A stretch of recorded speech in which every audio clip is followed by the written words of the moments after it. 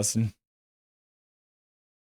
Hello, Russell. I guess we'll change the talking point so it just says downs. So still enjoying this thing you started doing this year? No. It's all my fault. I was blaming Jake's take for going for a smoke. I was blaming my friend Mike for buying the wrong jersey. You know, I've got all the excuses, but at the end of the day, I only have myself to blame for becoming a Canucks YouTube streamer. You know what, though? Talk called a timeout. I know. I've never been more excited for a timeout in my whole damn life. Oh my God, this team, Okay, man. okay. Like, well, before we get into it, the only up was Rick Tocchet calling a timeout. Absolutely. I mean, they do exist. He does know it can happen. How wild is that? Just what a piss poor effort on all three of those goals against. Like, a bad pinch from Hronik leads to a 2-on-1 early. 2 power plays given after that to try and get one back and bounce back and get some momentum.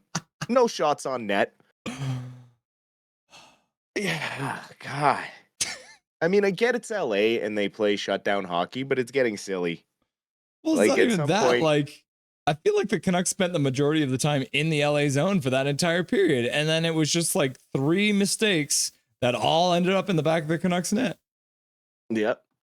But I mean, yeah, so after it was 1-0, we did spend some time in there, but it's not like we were generating chances. There were no shots on net. So it's one thing to have possession. It's another thing to get a flipping goal or a shot on net. And then it's like we're down 3-0, and then he calls a timeout, and now it's time to play desperate, and now we're going to play with some energy because we suck. It's like, what is going on? Like, how is this team not ready to play? And if JT Miller is not hurt, if he is legitimately not hurt, like him and Tocchet are adamant, they say he has no injuries, then something's got to change. But I mean, everyone has got to be giving Miller the out that he's injured, right? Like, there's got to be something wrong because the effort he put out on the second goal was just embarrassing. He kind of just stopped skating in the top of the slot there. And then it put Quinn Hughes out of position.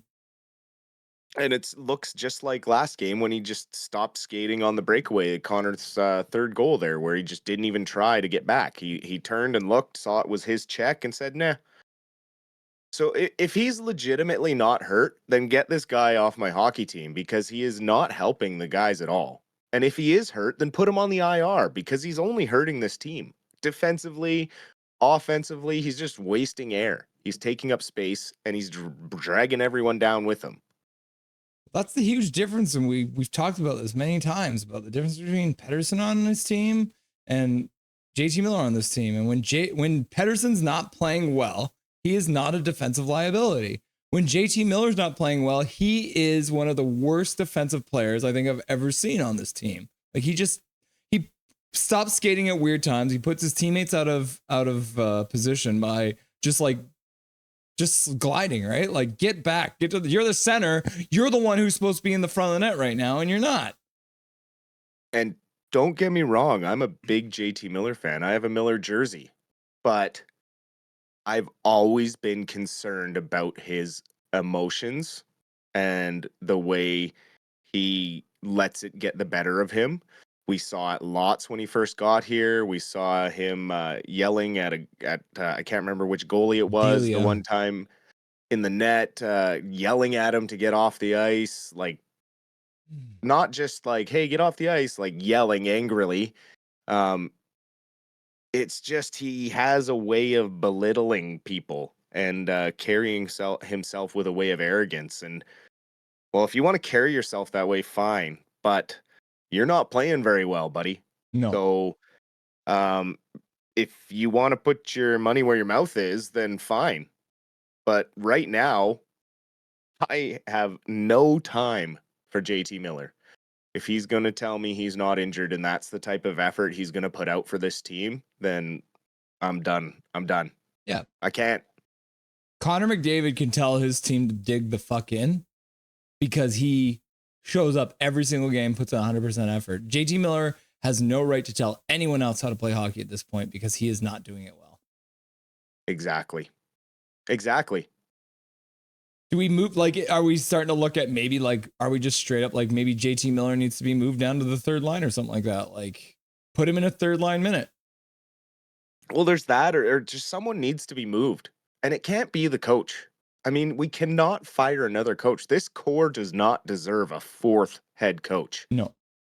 Like, sooner or later, you got to look at the players, and maybe it's the odd guy who's on the outside. I mean, it sounds like more players are starting to get frustrated with Miller other than just Petey. Now there's talks of Hughes is starting to get fed up with Miller's antics. And so if the whole team has turned on this guy, then get him out of the locker room before it gets worse. Because clearly right now it is not getting better. And the effort they're able to trot out right now is just, it's not conducive of a winning team. They don't have any confidence or drive or emotion. That fight from Desharnais was embarrassing. Just a shoving match. Like, how do you thank a guy for that? Like, I mean, I Congratulations. get it. He kind of goes over and tries, but like, he didn't even throw a punch. Like, not one punch was thrown. It's probably the It's only just, reason he's in the lineup tonight. that is exactly the reason why he was in the lineup, and he's not even a very good fighter. Like, that tells you how tough our team is. We don't even have a guy who can stand up for our stars. We just get pushed around game in, game out by teams that are bigger, stronger, faster, and we're just getting outplayed now. And it's fine to have defensive structure and whatever. Like, we play fine in our own end most nights 5-on-5. But we can't generate any offense. Every single mistake finds the back of our net. And we don't have anyone to turn the game around. Well, our next point is Höglander gets demoted, right? He's the only one who scores a goal, and he's on the second line with JT Miller. And then this game, they pop him down to the fourth line. Like, is that the kind of move in a roster where the players are kind of just like, what do you want me to do? Right? Because if I can't figure out what you want from me, then how the heck am I supposed to perform? Well, and I think that is kind of a lot of the players right now. But I mean, Höglander's goal, to be fair, didn't come until he was already demoted to the fourth line. Like, he got his goal when he was playing with PDG and Bluger. Yeah. He wasn't playing with Miller in the third period the other night. So it's great to see him get a goal. There's no denying he's been working his tail off lately, but the problem is he needs to find some consistency. It's one game that's good and then another game that's bad. It's similar to the whole team, right? Like, Yeah. this is probably the first time we've seen this poor of an effort 2 games in a row. If he could shoot more with that shot that he let go and beat Hellebuck with, great. He won't stay demoted very long, but it's on him to show that he can bring that every game. And I mean, he's been asked certain things. I'm sure he's been given a list of ways to play. Last year, he played fine. And so it's really hard for me when I look at it and I think about the changes from last year to this year. Yes, we have 7 new players, but when we look at the structure of the way we play, we lost Mike Yeo and Jason King, and we promoted Yogi. And when you look at the offensive structure, it's coaching issues right now. So, as much as I say this core doesn't deserve a fourth coach, like, maybe they aren't being given the right coaches. And it's just like around and around we go. Um, you look at where's Aquilini in all this. He's been awfully quiet ever since Rutherford's been hired. But even now, our GM, our management is very quiet through this slump and through these issues. Like, it's very weird, the vibe around the team and everything that's going on right now. So I don't know. Yeah, like, I don't know if Höglander knows what's expected of him. I don't know if any of these guys know what's expected of them. But I know moving him down from Lekkerimäki up makes sense just in the player makeup. Lekkerimäki is going to be more effective in a top six role. Mhm. He's severely neutralized in the bottom six, so that has a lot to do with it. But at the same time, yeah, a guy bouncing around up and down the lineup like that has got to be tough. Wonder why it's not like Phil Giuseppe on the fourth line. Like, why is Höglander and Lekkerimäki not in the top six? Because that would be probably more conducive to their playing styles. But I'm not the coach, Yeah. so Yep, exactly. We like to think we are. We try our yeah. best, don't we? So this will probably be harder than we thought it was going to be. Talking about the homestand expectations, I'm going to throw the Washington game into the homestand as well because it's the one-off. But you got the Kings, the Oilers, the Buffalo Sabres, and the Washington Capitals with the Oilers game in between there. What are we like? Are we would be? I guess at this point would be happy if they just come out with a 500 record, or like what do they need to do to show that this team is making strides? At this point right now, I'll just be happy if we beat Buffalo. Mm. I mean, right now on paper it's a should win, quote unquote. But the other 4 games, if we play like this, we don't have a chance. Like not a chance. Not against a playoff team. Not against teams that are going. And Edmonton right now is going, and Washington is going, and LAUC is going. Like it, this late in the season to be struggling with your structure and missing your assignments and putting in that poor of an effort is alarming, to say the least.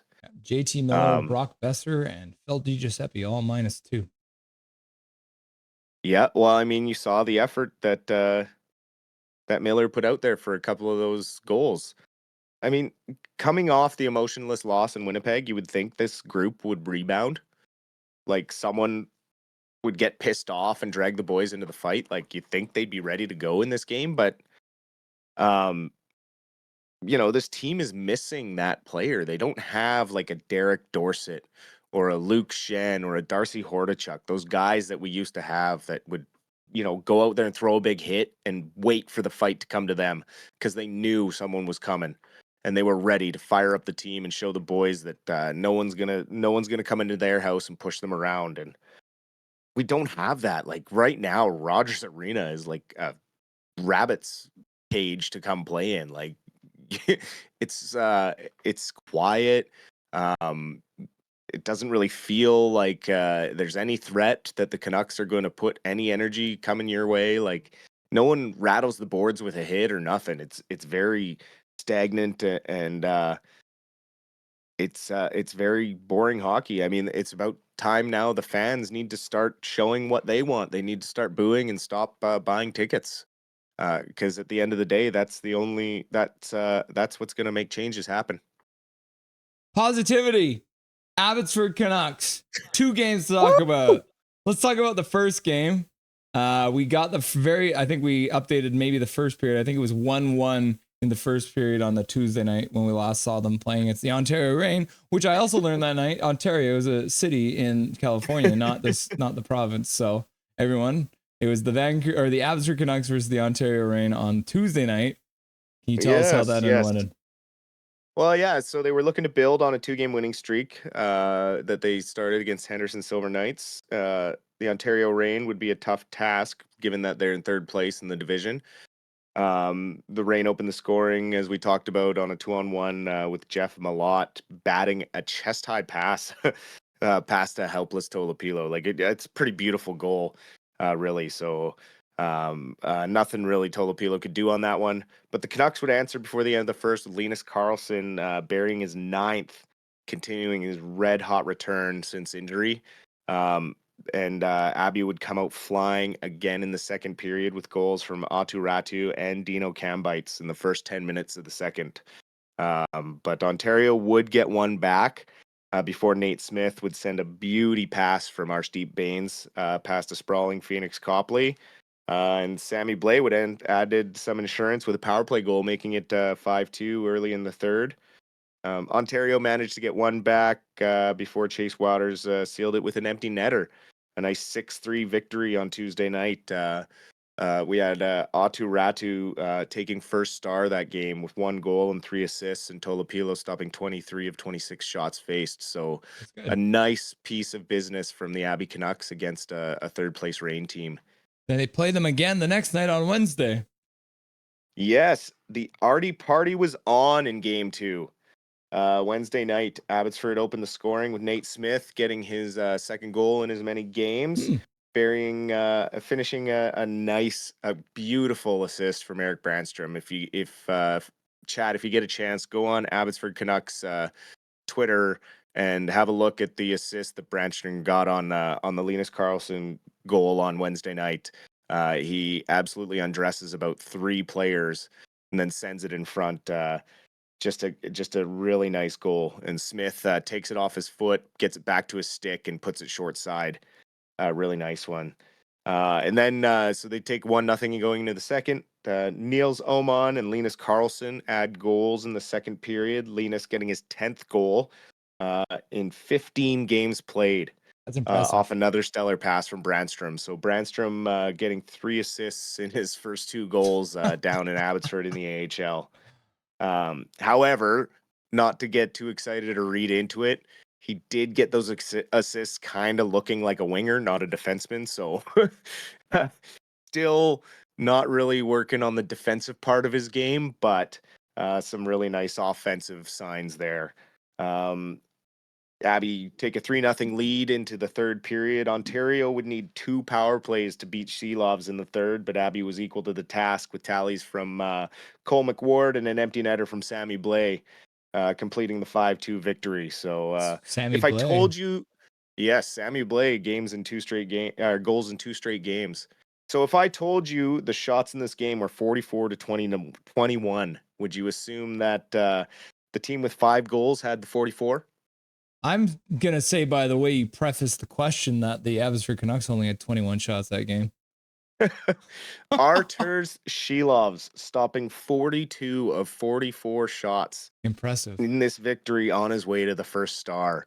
Abbey now on a 4-game winning streak, and they will play again this weekend, Saturday and Sunday, against the San Jose Barracuda. So a great game from Shelovs, really good stuff against a team that's well above the Canucks in the standings, and hopefully we can carry on this winning streak and get 2 more wins this weekend against San Jose. Yeah. So 3-0 here tonight. We expecting a big second period from the Vancouver Canucks? Oh, goodness, I hope so. Putting up this effort in front of Jim Robson is just embarrassing. So hopefully they get something going here and get an early one. They just need to get an early one here, make it 3-1, and then go from there. Got to get the first one, though. Sounds good, Dustin. We'll talk to you in the postgame. Sounds good, man. Nothing is perfect.